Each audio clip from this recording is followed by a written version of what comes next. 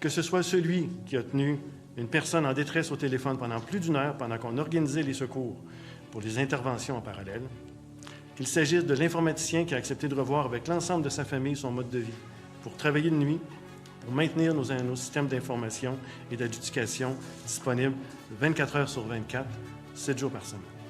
Soyez pas surpris, notre quotidien ne ressemble en rien aux autres tribunaux administratifs.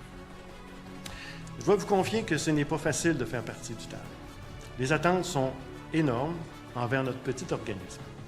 Rares sont les organisations assujetties à un regard aussi soutenu de la population, des médias et du monde politique, ne serait-ce qu'à lire le journal ce matin.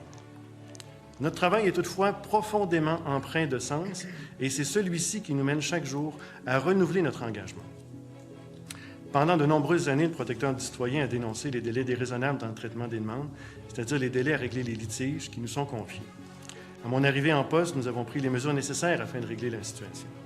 Les délais sont nettement améliorés. À titre d'exemple, le délai moyen pour une première audience d'une demande civile générale, il était de 21 mois en 2015-16, il est maintenant à 4,7 mois en 22-23. Pour y parvenir, nous avons opéré une transformation organisationnelle, imposé un meilleur encadrement du travail, lequel a favorisé une meilleure utilisation du temps d'audience, et bénéficié également de l'engagement profond des membres et du personnel, ainsi que, rappelons-le, des efforts budgétaires du gouvernement.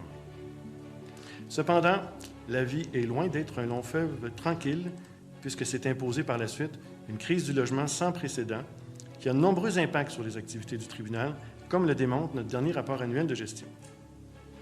Comme toute organisation, l'atteinte des objectifs du tribunal est en partie tributaire du contexte externe dans lequel il évolue.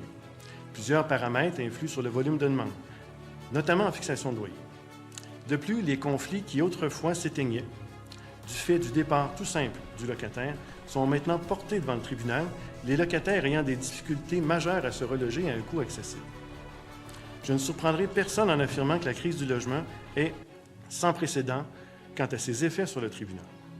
Vu la stabilité des effectifs dont nous disposons, j'ai dû faire des choix difficiles, déchirants, pour éviter la perte de droits par les citoyens, notamment en réaffectant des postes de techniciens au renseignement au traitement administratif des demandes, puisque celles-ci, les demandes, doivent être traitées en toute priorité pour éviter les délais de prescription, c'est-à-dire de perdre des droits.